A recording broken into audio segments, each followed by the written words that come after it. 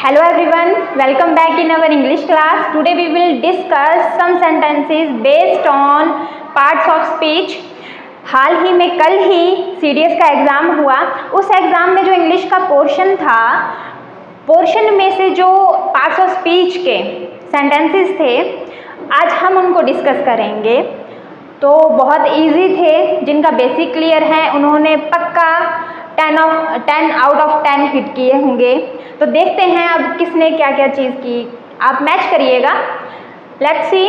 First one is, इसमें सबसे पहले करना क्या था, हमने पार्ट्स जो अंडरलाइंड वर्ड्स हैं उनके हमने क्या बताने थे, पार्ट्स ऑफ स्पीच बताना था कि ये एज अ क्या काम कर रहा है सेंटेंस में.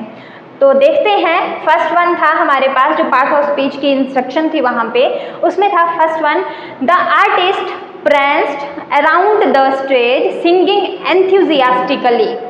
अब देखेंगे pranced को अंडरलाइन किया हुआ है, दैट मीन्स कि हमें pranced का पार्ट्स ऑफ स्पीच बताना है.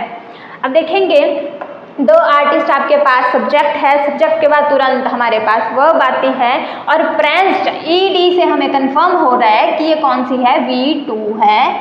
तो मतलब V2 किसकी होती है, सेकंड फॉर्म किसकी होती है, वर्ब की होती है. तो ये क्या था, इसका जो ऑप्शन होना था, जो राइट आंसर होना था, वो होना था वर्ब. ठीक है जी. नेक्स्ट है, since children have so much homework to do their play time is very limited. Play time को अंडरलाइन किया हुआ है, हमें बताना था कि play time is which parts of speech. तो अब देखते हैं. देखिए, since children have so much homework, कि जो बच्चे होते हैं उनका होमवर्क बहुत ज़्यादा होता है, कि उनका जो प्ले टाइम है, खेलने का जो समय है, बहुत ही संकुचित है, बहुत ही कम है. ठीक है जी, लिमिटेड सा है. तो अब देखेंगे दियर. अब दियर है, दियर आपका क्या हो गया, एडजेक्टिव, पोजेसिव एडजेक्टिव है. और एडजेक्टिव किसको क्वालिफाई करता है, नाउन या प्रोनाउन को करता है. तो तुरंत बाद इसके जो है वो क्या है, ये नाउन है. तो ये आपकी नाउन है. ठीक है जी. तो ये अब देखेंगे, इसमें कंफ्यूज नहीं होना है कि ये जो दियर है ये आपका पोजेसिव प्रोनाउन है कि पोजेसिव एडजेक्टिव है. देखिए यहाँ पे कोई एस नहीं लगा हुआ है, तो जब एस नहीं है तो ये क्या है, एडजेक्टिव है आपका, पोजेसिव एडजेक्टिव है. और पोजेसिव एडजेक्टिव अपने साथ नाउन या प्रोनाउन को लेता है, क्योंकि एडजेक्टिव होता क्या है, डिस्क्राइबिंग वर्ड्स हैं जो नाउन या प्रोनाउन को डिस्क्राइब करते हैं. तो इसके तुरंत बाद जो भी आएगा वो नाउन है या प्रोनाउन है, लेकिन यहाँ पे नाम है ये, तो प्ले टाइम. ठीक है जी. तो ये इसका क्या है, नाउन है. फिर उसके बाद है हमारे पास put the fork and knife in the cutlery box. अब देखिए, put the fork and knife, ये कौन सा सेंटेंस है, ये ऑर्डर वाला है, ये इम्पेरेटिव सेंटेंस है. और आप देखेंगे कि इसमें कि फॉर्क और नाइफ को कहाँ पे रखिए, ये ऑब्जेक्ट है, ये ऑब्जेक्ट है कटलरी बॉक्स. और इन मतलब में, और में क्या होती है, पोजीशन बता रही है कि कहाँ पे रखना है. तो ये आपकी प्रेपोजिशन ऑफ पोजीशन है. तो ये क्या है, आपकी प्रेपोजिशन है, इन. ठीक है जी. नेक्स्ट है, she came slowly up to the main door. ठीक है, कि वो धीरे धीरे मेन डोर की तरफ को आई. अब देखिए, शी केम स्लोली, स्लोली मतलब धीरे धीरे आई. केम को क्वालिफाई कर रहा है ये वर्ड, और केम क्या है, ये V2 है. और वर्ब को कौन करता है क्वालिफाई, एडवर्ब. ठीक है. तो ये जो स्लोली है आपके पास, ये हमारी है एडवर्ब. ठीक है जी. नेक्स्ट है, oh no I am getting late for the function. अब देखिए, इसको अंडरलाइन किया हुआ है. और जैसा कि आप देख सकते हैं, हमने सेंटेंसेस वाली वीडियो में ये डिस्कस किया था कि जो हमारे एक्सक्लामेटरी सेंटेंसेस होते हैं या एक्सक्लामेटरी होते हैं, या जो हम अपनी सडन फीलिंग्स को एक्सप्रेस करते हैं, एक्सप्रेसिंग वर्ड्स होते हैं, वो उनके साथ क्या लगाया जाता है, साइन ऑफ एक्सक्लेमेशन लगाया जाता है. ओह नो यहाँ से क्या है कि अपनी फीलिंग को एक्सप्रेस किया जा रहा है, तो ये एक्सप्रेसिंग वर्ड है. इनको हम बोलते हैं इंटरजेक्शन. इंटरजेक्शन, जिसको हम क्या कहते हैं, विस्मयादि बोधक. ठीक है जी. Interjection, oh no is interjection. Then they, next है, they are all going to attend the function. ठीक है। दे मतलब किसी और के लिए है ये दे, हमें इनका नाम नहीं है पता, तो जो नाम की जगह यूज़ किए जाते हैं वो क्या होते हैं, प्रोनाउन होते हैं। And which pronoun, this is personal pronoun, personal pronoun, ठीक है जी।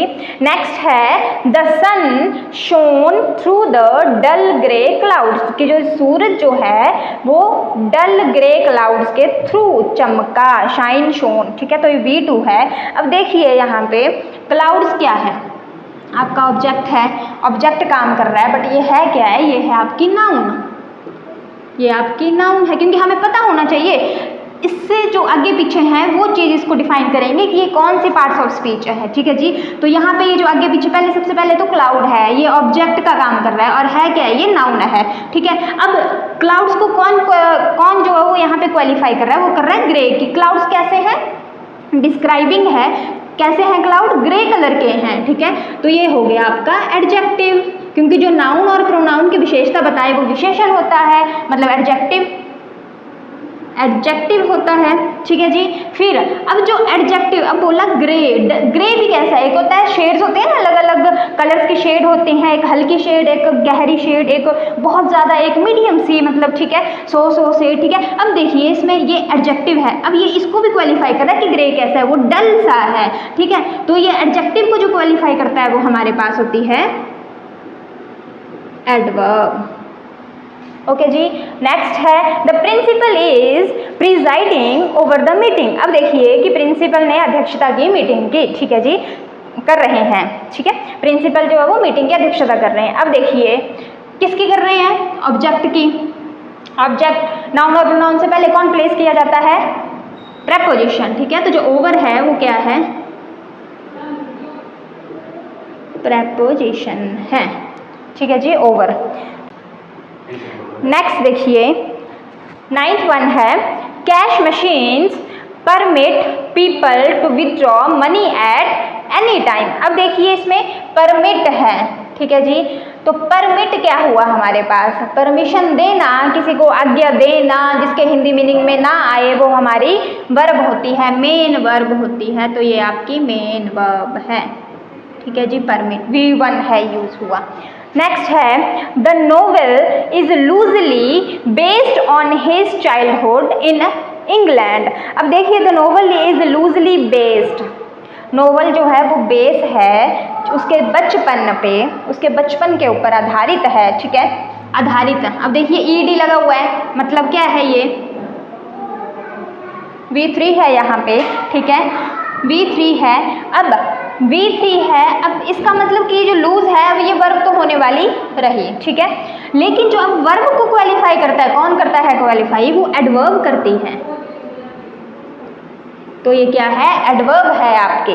तो लूजली आपकी एडवर्ब है, बेस्ड आपकी वर्ब है, ये इसको क्वालिफाई कर रही है लूजली, कि लूजली बेस्ड है, तो ये आपकी एडवर्ब हुई। तो इस तरह से ये पोर्शन था जहाँ पे पार्ट्स ऑफ स्पीच को क्या करना था, अलग अलग से जो है वो स्पॉट करना था कि कौन से जो अंडरलाइन वर्ड्स हैं वो कौन सी पार्ट्स ऑफ स्पीच हैं। तो अब देखिए कोई भी इसमें डिफिकल्ट नहीं था, बहुत ईजी थे सेंटेंसेस, सारे बेसिक से थे, ठीक है जी। तो अब कुछ और भी क्वेश्चंस रहेंगे, ठीक है, वो हम नेक्स्ट वीडियो में सॉल्व करेंगे। Till then revise this topic. Thank you very much.